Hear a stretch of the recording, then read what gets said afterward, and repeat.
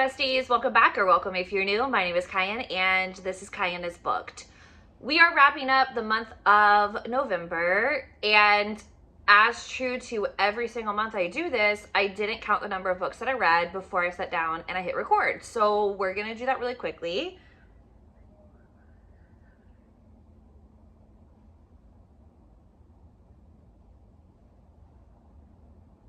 I read 27 books this month. That's awesome. I also had my Thanksgiving break, so I got to read just like a little bit more, which means probably in December when I do my winter break, I'll have even more read. But that's neither here nor there. We're gonna go ahead and dive in. There are some books in here that are going to be included in vlogs in the month of December, so I'm really just going to go ahead and like give you my ranking and then keep moving because I want my thoughts to be, you know, I just want my thoughts to be in the vlog, and then like I can come back later obviously and like update the description box with the vlog that you can watch if you want like more in-depth thoughts. But first off, we're going to kick it off once again with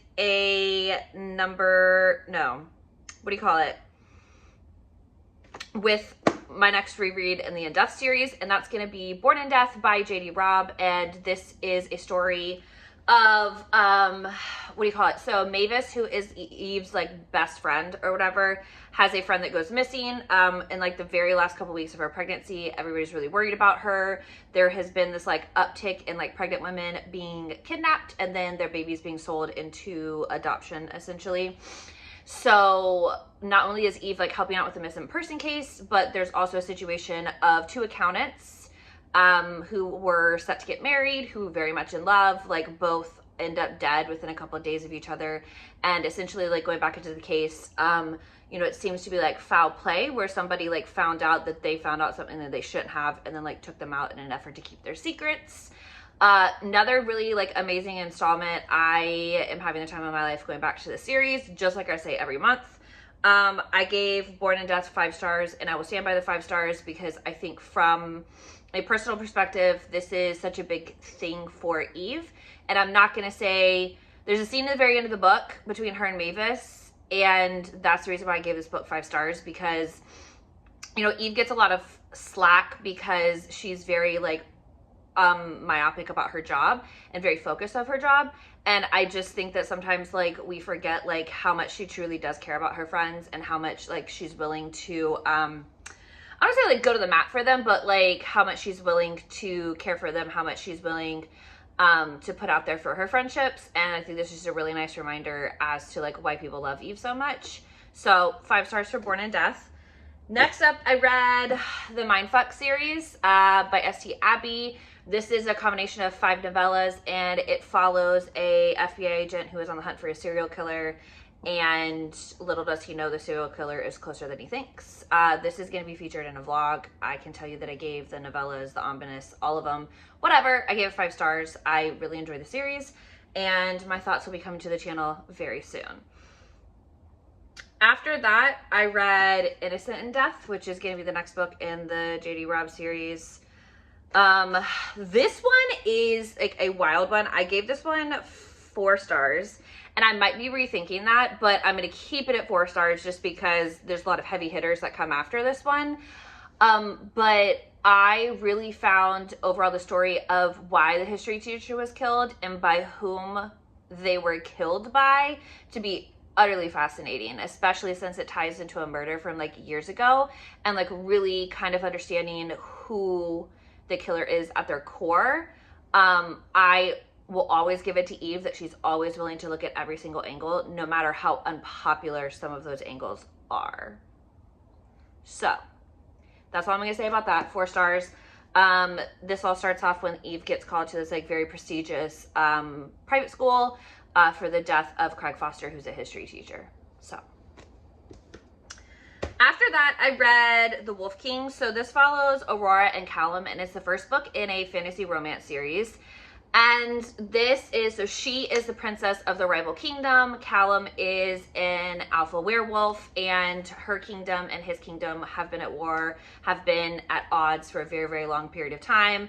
Callum allows himself to be captured because there's something that he needs, and then he needs to get it from her kingdom. So the idea is that if he's captured, he's able to get closer to it.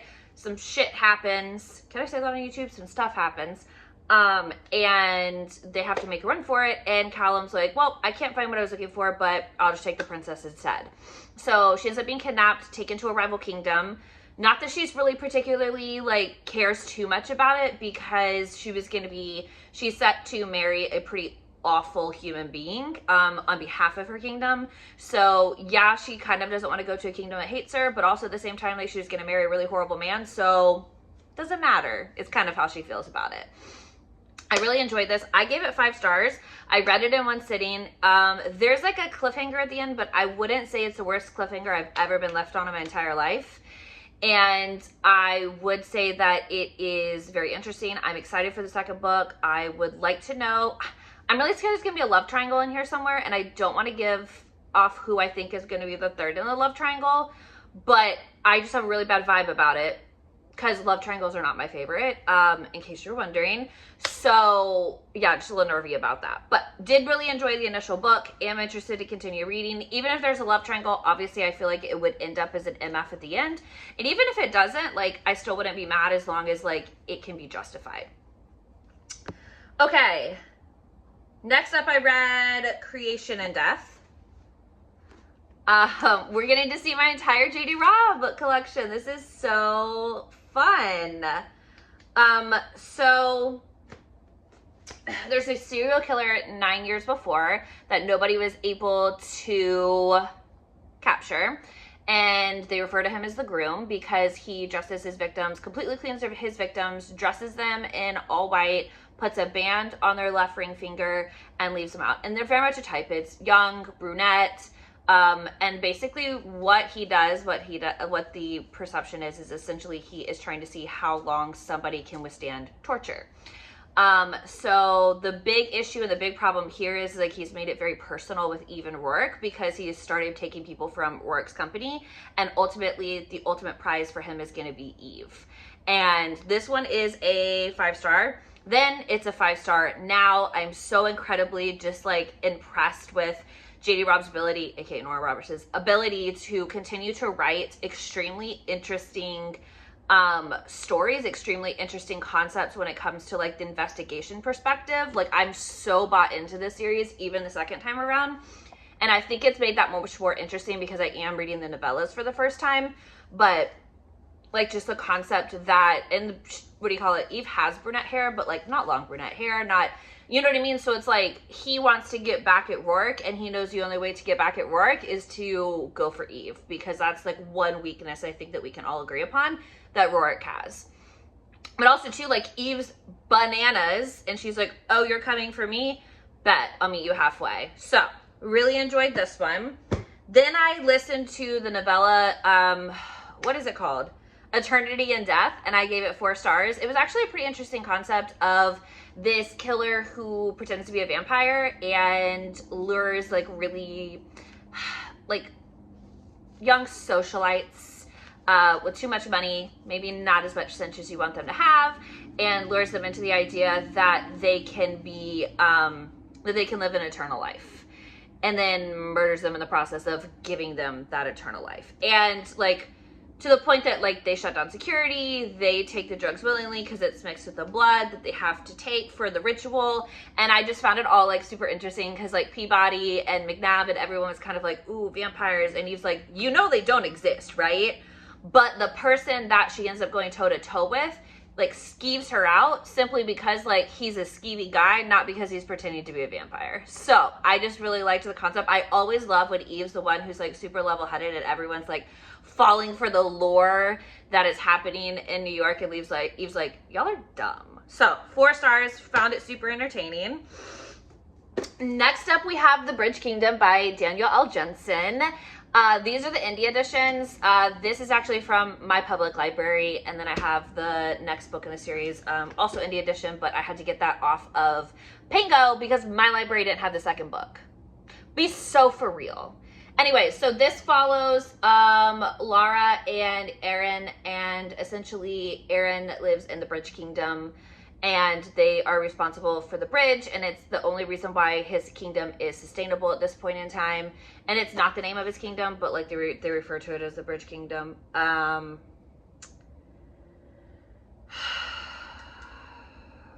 cannot remember it off the top of my head.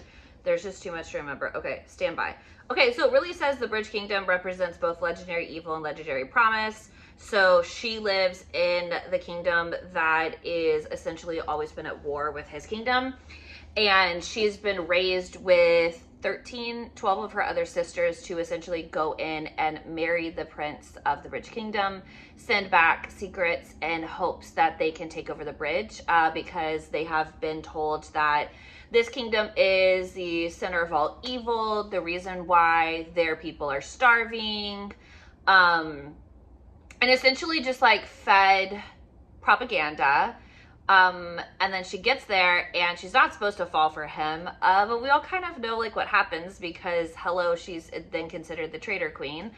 But I gave this one 5 stars. I really enjoyed the story. I love essentially like when we've got like secrets and we have like an enemy to lover situation, and it's, you know, he feels stupid for trusting her, but at the same time, like, he's in love with her and she's in love with him, but like they're caught in a much bigger scenario here as the prince and as the princess. Well, I guess they'd be king and queen now. Yeah, as the king and the queen, especially with so many sides still not willing to come together and to agree on anything. I absolutely loved it. I had to wait like 5 or 6 days to read the next book, so it's a couple of books down, but so good. I'm gonna continue on in the series because I think the next 2 books is a duet and it follows another couple, and really interested to kind of see like what goes on from there. Okay, next up I read Broken Harbor by Catherine Cowles. This is book 3 in the Sparrow Falls series. This follows Cope and why am I not remembering her name right now? Sutton. I love this story. I love absolutely everything about it. You know, single mom on the run. Not necessarily like, it just, her ex is like a really bad news, and he always brought like such negativity and danger to their lives, and like she had to leave and she had to go. Like she's finding herself, Sutton's finding herself like fighting against the man, like dealing with her landlord. If it's not one thing, it's not another. She is tired of having to deal with everything by herself. She's exhausted. She's getting herself sick. Cope is in town from, what do you call it? Is it Washington? I think he's in Washington. He's in town because the season's over right now. He's having some press issues. He's trying to get his life together. His head isn't right. He's in a really bad place. And it was just a really beautiful story of the two of them kind of finding each other. Cope realizing far sooner than Sutton did that they were meant to be together, and him just like slowly showing up and proving to her that they are meant to be. Some tropes, because this is obviously my trope special edition arc, and I got the hockey hero. And then other ones are single mom, forced proximity, woman on the run, he spoils her, Baker heroine, hurt comfort, touch her and die vibes, hilarious grandma, and found family. So I give this one 5 stars. I would not say it's my favorite in the series. I am still very much in the vibes of book 2, but I absolutely loved Cope and I absolutely loved getting to know him more. And I'm very excited for book 4 to come out because I think that couple's been announced, but if in case it hasn't and I'm wrong about the timing, just very excited about who she's pairing together for the next book. All right, and then I read the 5 novellas that Amazon published with a couple of authors.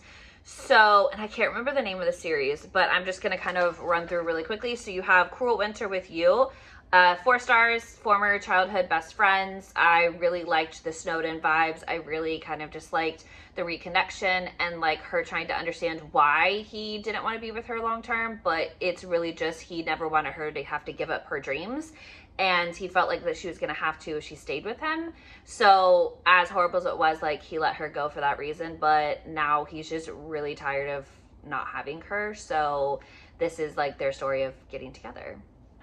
Next, you have Mary Ever After. This is a single mom who works at a thrift store. And there's this farmer guy. He's a big dude. Like he can't find clothes that fit him, but he still comes in to the thrift store like every once in a while to like try things on because he's been kind of like low-key obsessed with her. And then they get into this like little tiff or whatever, and then she makes some pants And it's just this like really cute, quirky story of like the two of them kind of getting together and him beginning to take care of her because he really sees a future for him with the two of them. Next up, we have All by My Elf.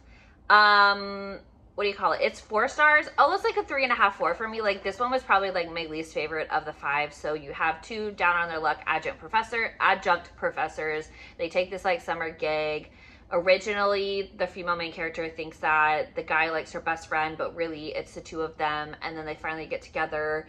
I just think that like in novellas, it's hard because like it feels very insta love, even though all these characters have backstory. And I just feel like this story specifically didn't have as much backstory as I wanted because it felt kind of unbelievable that they were together already. But you know, I enjoyed it. I had fun. I'm gonna set this down. Merriment and Mayhem.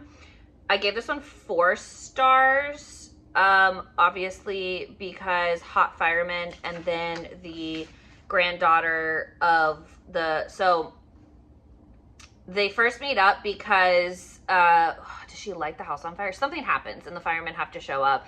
And then 2 days later, something else happens and the firemen show up again. And he's just like, wow, like, if you like me that much, like, you know, you could just tell me, we could just go on a date or something. He's like, she's like, anyway. But obviously, like, she finds him, like, super attractive. So I kind of just really love the banter. I love the concept of her, like, coming to, like, care for the home and, like, close up her grandmother's estate. And, you know, finding love. Like, I loved that. And I love the fact that, like, we tie Christmas into it as well. Only Santa's in the Building, I gave 4 stars. This is a neighbors to lovers situation where he's had this like massive crush on her the entire time that she's lived there. And she's kind of been in her own little world, like working on her illustrated books and et cetera, et cetera. And then like finally realizes that like he has the hots for her, even though like I thought it was obvious, but I'm really good at like not noticing those things as well. So I just thought it was really cute. I definitely gave it 4 stars. I highly recommend this like whole series. Like I thought it's a really cute concept and I kind of hope that Amazon does it again next year. Also, sorry. Also, you can, if you have Kindle Unlimited and you borrow the books, like you can listen to the audios as well because it has the, it's synced up with your Kindle Unlimited. So I didn't listen to it. Actually, I lied. I listened to like one of the audios. I can't remember which one it was though. Really enjoyed it. But like I said, like really short, sweet, to the point. We love it. Next up, I listened to Strangers in Death, which is, I think, my last JD Robb this month. I lied. There's 2 more. Yeah, there's 2 more. Anyways, okay. This is a story about two strangers that meet up and plot. No, I think that's a spoiler. Anyways, so Eve gets a case, Baxter and Trueheart get a case, and then they realize their 2 cases are connected in a very fun way by strangers. All right, then we have The Traitor Queen, which I gave 5 stars. Ooh, Salvation and Death is a 4 star for me. So this is 4 stars.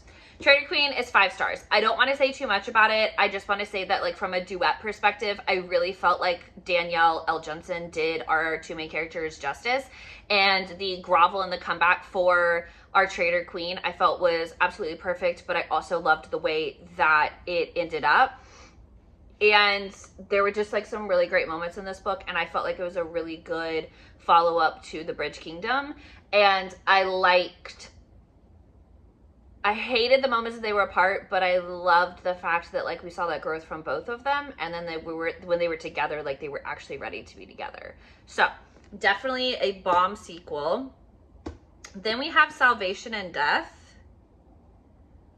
Oh, this one was wild. This one is where a priest is killed. Is he a priest? Father Miguel Flores at a Catholic funeral. I think he's a priest. Anyways, so a priest is killed, right? But then they start running blood and they start running all that kind of stuff. And we notice plastic surgery. So then maybe a priest wasn't killed.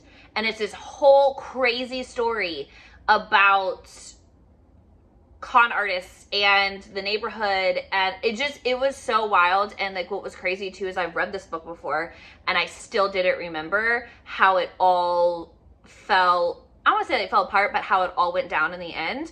But it was so incredibly interesting when we find out that Father Miguel Flores isn't who we think he is, and then when we find out who he is, you're like, what?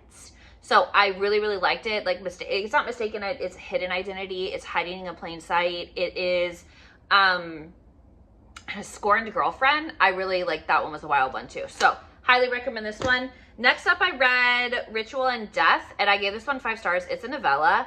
And this naked guy stumbles into a party that Eve and Rourke are at, and then Eve stumbles upon a satanic killing.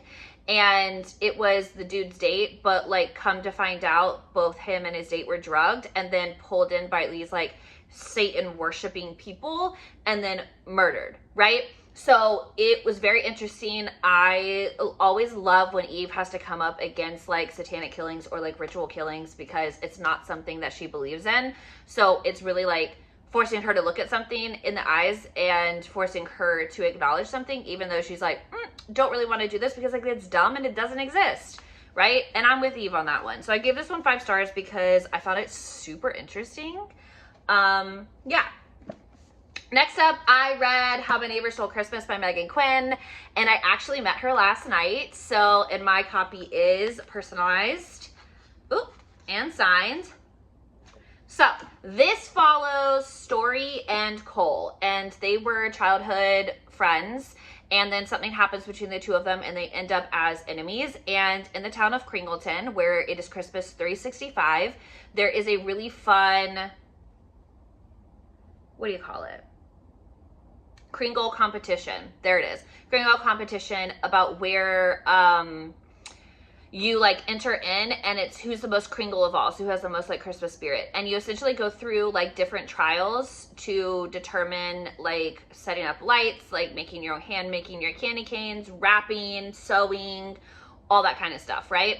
Karaoke, reenactments, and it's a really fun, like down and dirty time of how Christmas and this relationship like flourishes within the Christmas town.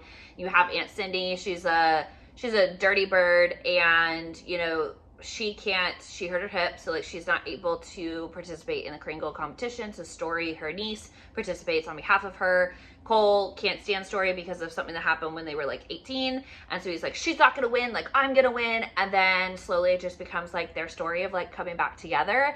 It's so funny. I loved the Q&A with Megan Quinn to kind of understand like where her mind was at for all of this. It's brilliant. Like, she writes poems in here, like rhymes, like it's, oh my gosh. And the candy cane scene, if you know, you know. If you haven't had an opportunity to pick up this book, I definitely recommend it. I'm going to be doing like a Christmas ranking video, and this is definitely going to be in there. It's probably going to be the top because it's funny, it's wholesome, it's hot. I loved every minute of it. Then I read Resting Scrooge Face, which is like an 80-page novella, and it's a 4-star. This follows 2 people, Nola and Caleb. Nola moves back, and Caleb is having to confront her as to why like he broke up with her. He's like, listen, like I can't live in the big city. You had big city dreams. I didn't want to hold you back, but like I couldn't be the person you needed me to be, etc., etc. So like really it's the story of like how her moving back to town and the Christmas spirit, and a few well-placed cards and some meddling grandparents get the 2 back together. Then I read All In by Bella Matthews. I read it in one sitting. It's a brother's best friend. I really liked about this essentially is that like once our male main character had a conversation with the brother and was like, listen, like I'm serious about your sister. I really care for her. I want to be with her. She means a lot to me. The brother was like, yeah, I get it. I'm fine with it. But like if you hurt her, I'll kill you. So I really liked the idea that like they weren't necessarily sneaking around. Not that his brother wanted to see in full Technicolor the 2 of them like making out or anything like that. He was like, ew, leave me alone. But I just thought it was a really cute dynamic. Next up, I read Dirty Dancer by Heather Long. I gave this 5 stars. If you've been on my channel for any length of time, you know her 82nd Street Vandal series is my absolute favorite series of hers.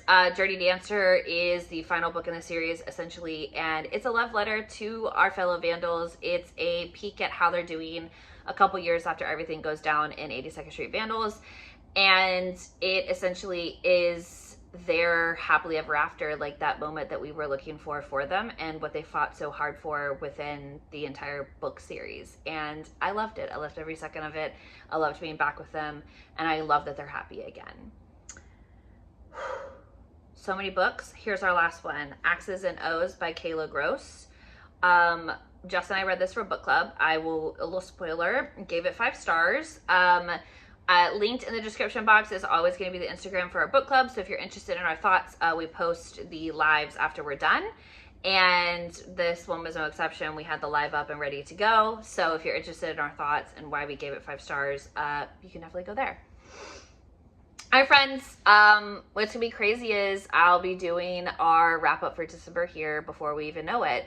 But let me know how many books you read in the comments below. Be sure to subscribe to the channel if you're not, because you don't want to miss out on the book miss plans and all the stuff that I have for the channel over the next couple of weeks entering into the new year. And as always, thank you so much for watching. I will catch you in the next video. Bye.